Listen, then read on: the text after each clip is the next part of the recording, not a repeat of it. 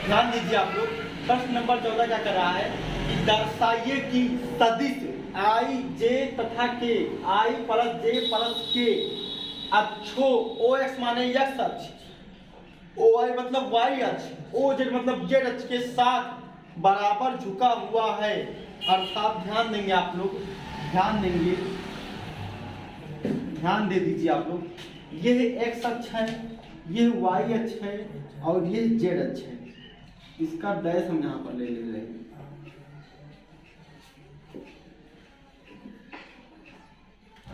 है ना। ध्यान देंगे, यह एक्स अक्ष है, यह वाई अक्ष है, यह जेड अक्ष है। मान लीजिए कि यहाँ कहीं पर, मान लीजिए कि यहाँ कहीं पर कोई पॉइंट है, उसका स्थिति सदिश जो है आई प्लस जे प्लस के कैप, ठीक, आई के प्लस जे के प्लस के कैप है। तो ये मान लीजिए ये सदिश है बेटा, ये मान लीजिए कि ये सदिश है आपका।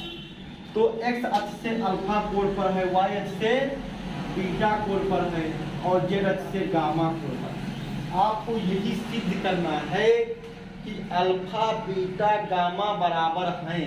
आपको यही सिद्ध करना है, लेकिन ध्यान दीजिए, आपको यही सिद्ध करना है कि अल्फा बीटा गामा बराबर हैं। तो हम आप लोग को सूत्र बताए हैं दिक्कोज्याओं की सहायता से। दिक्कोज्या का फार्मूला आपको पहले बताए हैं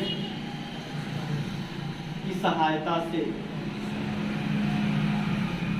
दिक्कोज्याओं का फार्मूला होता है कि ध्यान दो, कॉस अल्फा बराबर ए बटे under root a square plus b square plus c square. हम आपको बताए थे बाबू कि जो आई का गुणांक होता है वो होता है ए। तो आई का गुणांक कितना है? 1 है। तो आई का गुणांक कितना है? 1 है।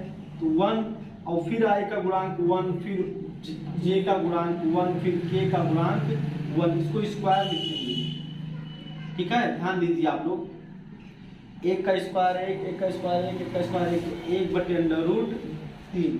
तो यहाँ से अगर हम cos अल्फा का मान निकालें इतना, तो अल्फा का मान आएगा cos इनवर्स 1 बटे अंडर रूट 3, ठीक है, समीकरण 1। इसी प्रकार से लड़के ध्यान दीजिए, इसी प्रकार जब आप cos बीटा निकालेंगे तो ये होगा b बटे अंडर रूट 3, b बटे, ये तो अंडर रूट 3 होगा ही होगा, b का मान भी 1 है, 1 बटे अंडर रूट 3। तो यहाँ से भी बीटा का मान आ जाएगा cos इनवर्स 1 बटे अंडर रूट 3, ठीक है। ध्यान देंगे, यहाँ से बीटा cos बीटा का मान आ गया है 1 बटे अंडर रूट 3। तो यहाँ से भी cos इधर आएगा, इनवर्स हो जाएगा। समझिए फार्मूला है कि cos इधर आएगा, इनवर्स हो जाएगा, तो बीटा बराबर हो जा रहा है cos इनवर्स 1 बटे अंडर रूट 3, है ना। इस तरह से अगर हम cos गामा को निकालना चाहे बाबू, cos गामा को, तो c बटे अंडर रूट में वही a square b square c square, तो वो आएगा 3। तो c का मान कितना है बाबू? k का गुणांक क्या है? 1 है। तो उसको 1 लिखेंगे, 1 अपान रूट 3। यहाँ से आ गया gamma equal to cos inverse 1 upon root 3। तो ध्यान देंगे आप लोग, ये समीकरण 3 मान लिए हैं। आप लोग देखेंगे समीकरण 1, 2 व 3 की मदद से, ध्यान दे दीजिए, समीकरण 1, 2 व 3 को ध्यान देंगे आप लोग। इसको हटा दे रहे हैं हम, इन लोग को हटा दे रहे हैं। समीकरण 1, 2, 3 में ध्यान दीजिए आप लोग, देखो अल्फा बराबर भी वही है, अल्फा बीटा गामा तीनों बराबर है ना। देखो अल्फा का मान भी वही, बीटा का मान भी वही, गामा का मान भी वही। तो हम लोग लिख देंगे समीकरण 1, 2 व 3 की मदद से अल्फा बराबर बीटा बराबर गामा बराबर cos इनवर्स 1 बटे अंडर रूट 3 है, प्रूव्ड हो गया। बस ये प्रूव्ड लिख देंगे, सिद्धम। ध्यान देंगे बाबू, ध्यान देंगे आप लोग। देखिए प्रश्न कह रहा है दर्शाइए कि सदिश 2i माइनस 3j प्लस 4 के और सदिश minus 4i plus 6j minus 8 के संरेख हैं। संरेख का मतलब होता है एक ही रेखा में। संरेख का मतलब है कि ध्यान दो, इनके बीच का कोण जो है 0 है, समानुपाती है विराएं इनकी, है ना। इनके जो घटक है वो समानुपाती है। संरेख में लड़के समानुपाती होता है, समांतर है, चाहे संरेख कहो चाहे समांतर कहो एक ही बात है। चाहे संरेख कहो और चाहे समांतर कहो लगभग एक ही बात है ना। संरेख कहो चाहे समांतर कहो सदिश में एक ही बात है लड़के। तो अब इसको संरेख होने का एक ही कंडीशन है। देखो लड़के कंडीशन देख लो, लिखेंगे संरेख होने का कंडीशन, संरेख होने की स्थिति, संरेख होने की स्थिति क्या है लड़के कि A1 बटे A2 बराबर हो B1 बटे B2 के बराबर हो C1 बटे C2 के। यह संरेख होने का कंडीशन है, पहला कंडीशन है। दूसरा, इन दोनों के बीच का कोण निकालोगे तो 0 आएगा। अभी इसको आगे बताएंगे है ना, अभी गुणनफल नहीं पढ़ाए हैं तो उसको आगे बताएंगे। अगर दोनों के बीच का आप कोण निकालते हो तो वो 0 आएगा, ठीक है। ये भी संरेख का एक कंडीशन है। और संरेख का मुख्य कंडीशन क्या है बाबू कि A1 बटे A2 बराबर हो B1 बटे B2 के बराबर हो C1 बटे C2 के। देख लो A1 का मान है 2, A2 का मान है -4, B1 का मान है -3, B2 का मान है 6, C1 का मान है 4, C2 का मान है -8। क्या बराबर है? आप लोग काट कर देख लीजिए। अगर बराबर है तो अतः ये संरेख है, अगर बराबर है तो अतः ये संरेख है। देखो 2 1 जा 2, 2 2 जा 4, 6 1 जा 3, 6 2 जा 6, 4 1 जा 4, 4 2 जा 8। तो आ गया है क्या लड़के, ध्यान दो, -1 बटे 2, -1 बटे 2, -1 बटे 2। अतः सिद्ध है कि, सिद्ध हो गया है कि, सिद्ध है कि 2i - 3j + 4k तथा -4i + 6j - 8k संरेख हैं, कॉलिनियर हैं। लेकिन ध्यान दो, यही संरेख होने की प्रथम स्थिति है कि A1 बटे A2 बराबर हो B1 बटे B2 के बराबर हो C1 बटे C2।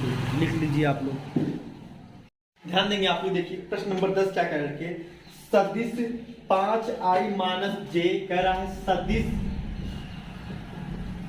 5i - j + 2k। मान लीजिए कोई सदिश है लड़के 5i - j + 2k के अनुदिश एक ऐसा सदिश ज्ञात कीजिए जिसका परिमाण 8 इकाई हो। के अनुदिश एक ऐसा सदिश ज्ञात कीजिए, ऐसा सदिश ज्ञात कीजिए जिसका परिमाण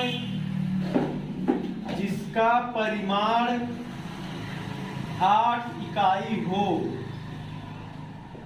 ध्यान देंगे लड़के, ध्यान दो।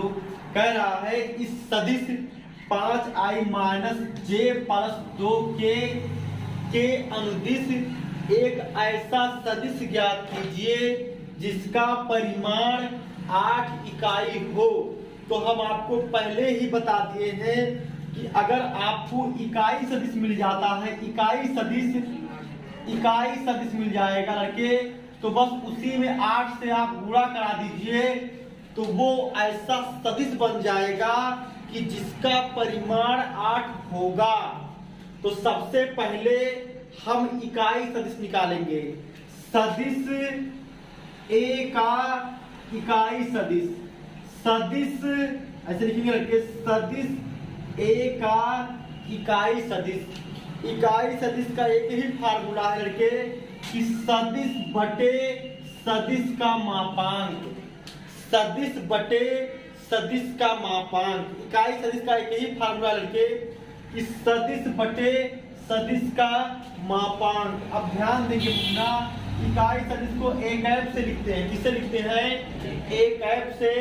सदिश है हमारा 5i - 2 - j और +2k और बटे मापांक का मतलब होता है कि i के गुणांक का स्क्वायर प्लस j के गुणांक का स्क्वायर प्लस k के गुणांक का स्क्वायर।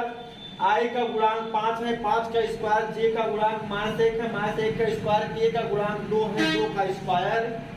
तो हम इस तरह से एक एफ का मान निकाल रहे हैं। ध्यान देंगे आप लोग, 5i - j + 2k, इधर देखो 5 का स्क्वायर 25, 1 का स्क्वायर 1, 2 का स्क्वायर 4, तो 25, 4, 29 और 1 30, √30 हो जाएगा, √30 हो जाएगा। लेकिन ध्यान दो, अब इसको हम कैसे लिखेंगे, ये √30 हो गया है। 5 का स्क्वायर 25 -1 का स्क्वायर +1, 2 का स्क्वायर 4, जोड़ने पर हो गया है 32। ठीक है भाई, 4, 1, 5, 25, 30 हो गया है।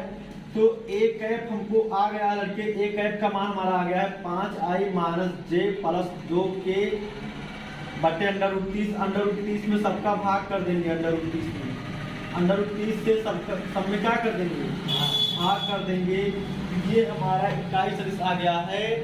अब 8 परिमाण हमको चाहिए। कहा था ना कि इसी के अनुदिश, मतलब उसी का दिशा ले लो।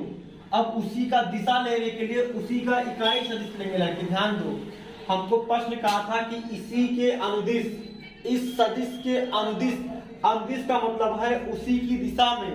अब उसी की दिशा कैसे पता चलेगी, उसी सदिश का इकाई सदिश निकाल लो।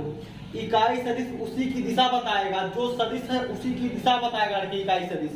तो दिशा मिल गया हमको। अब कह रहा उसी की दिशा में ऐसा बताओ कि परिमाण 8 हो, तो लिखोगे परिमाण 8 वाले, परिमाण मतलब मैग्नीट्यूड करके ध्यान देंगे आप लोग, परिमाण 8 वाला सदिश लिख देंगे। इसी के अनुदिश, ए के अनुदिश, ए के अनुदिश लिखने लगे, ए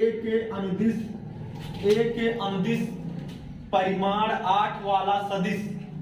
बस क्या करेंगे बाबू, ऐसे एडेस कर सकते हैं, इसी में 8 से गुणा करा दीजिए आप लोग।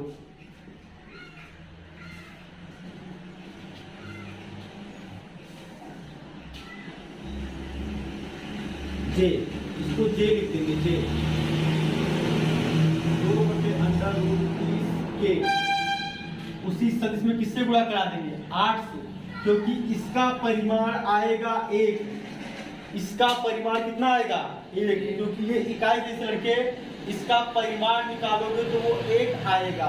अब उसी में 8 से गुणा करा दो, तो अब जब इसका परिमाण निकालेंगे तो वो 8 आएगा। कितना आएगा, 8 लिखेंगे। अतः अभीष्ट सदिश, अभीष्ट सदिश का मतलब वही जो आप पूछ रहे थे वो हो जाएगा। इसमें 8 से गुणा करा देंगे, 8 × 5 = 40 बटे √30i, 8 × 8 बटे √30j, 8 × 16 बटे √30k। ये आपका उत्तर होगा, लिख लीजिए आप लोग।